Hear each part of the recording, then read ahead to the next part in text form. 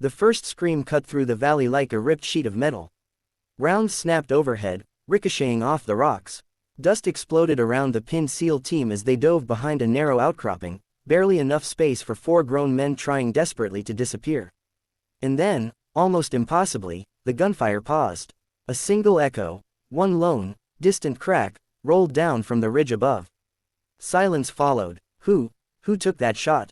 Chief Petty Officer Ramirez demanded, breathless, pressing his back against the stone. They were surrounded, low on ammo, comms fading. That one shot had saved his radio operator from certain death. But no one on the team had fired.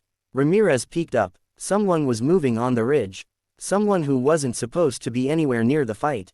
And when the figure stepped into the light, steadying a massive rifle almost as long as their leg, Ramirez froze. It was her. The support tech. The quiet one. The one command always called, just logistics. And she had just dropped the lead hostile with a 1,900-meter shot like it was nothing. Her name was Specialist Emery Hale, and in that moment, Ramirez realized he didn't know a single thing about her. Emery hadn't planned to fire a weapon that day. She wasn't even part of the mission roster. She'd been assigned to the remote Overwatch station to run comm relays, check batteries, and deliver drone diagnostics, tedious tasks everyone else avoided. That was fine with her. Invisible was safe. Invisible meant no questions about her past.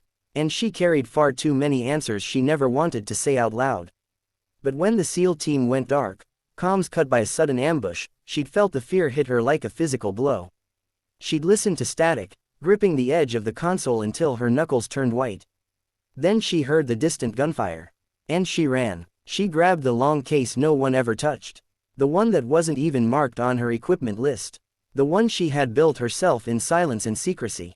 It was the one thing she swore she'd never use again. But promises meant nothing when lives were slipping away. Down in the valley, Ramirez stared at her as she slid down the ridge with an ease that came only from years of training. "What the hell are you doing out here?" he asked. Emery exhaled hard. "Trying to keep you alive. No bravado, no dramatics, just a simple truth." Ramirez looked at the rifle she carried. A custom bolt action with a hand-machined suppressor and a carbon fiber chassis, far beyond standard military issue. "Where'd you learn to shoot like that?" he asked. She didn't answer. Instead, she checked the wind, adjusted her position, and aimed again. "Contact, right side," shouted one of the SEALs. She fired. Another distant crack. Another hostile dropped. Ramirez watched her in disbelief. This wasn't luck. This wasn't a fluke. Every movement was deliberate, each correction calculated in fractions of a second. Whoever she had been before joining support, she had been deadly. But she refused to step back into that world. Not unless she had no choice. And today, she had no choice. The enemy pushed closer, tightening the noose. Emery slid into a prone position, using her backpack as a rest, breathing slowly and deeply, like the chaos around her didn't exist. Ramirez crouched beside her. "We need to move. Extraction is 5 clicks south. They'll overrun us before we reach the valley mouth." "Not if I buy you time," Emery said. Ramirez shook his head. "We're not leaving you behind." Emery didn't even look at him. "Then none of us are getting out." The cold logic of it settled into his bones. He didn't have to like it. He just had to trust it. For the next 30 minutes, she was the ridge's ghost. Every time an enemy fighter broke cover, Emery found them. Every time the team needed to advance, she cleared the path. Her shots were impossibly precise, one after another, even as her breathing grew shaky and her hands trembled from exhaustion.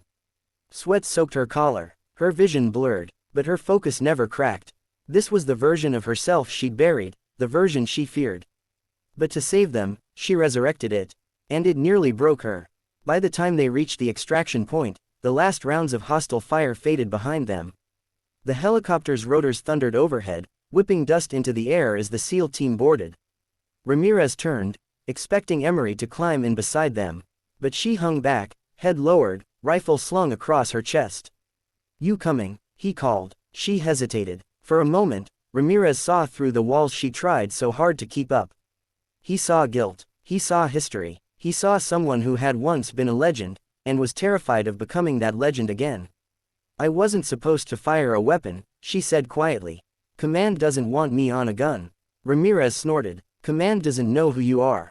She lifted her eyes. Vulnerable. Uncertain. "And who's that?" she whispered. Ramirez stepped close, resting a steady hand on her shoulder. The reason my team is still alive.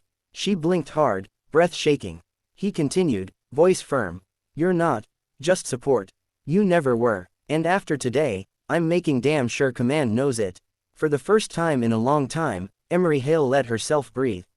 Then she nodded, climbed aboard the helicopter, and sat among the men whose lives she had saved without expecting recognition, praise, or even thanks. Not because she needed glory. Because it was the right thing to do. In the days that followed, the story spread across the base. The impossible ridge shot, the unknown sniper, the support tech who carried a rifle no one had ever seen.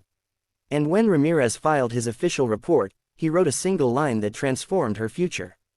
Our survival was made possible by the actions of Specialist Emery Hale, the most skilled long-range shooter I have ever witnessed in the field. Command didn't freeze because they were shocked. They froze because they realized they had overlooked someone extraordinary. And Emery, she didn't ask for a medal. She didn't ask for a new role. She only asked for one thing. To stay useful, wherever that takes me. Because heroes don't always wear rank. Sometimes they sit quietly in the background, until the moment the world needs their aim. And when that moment comes, they don't miss.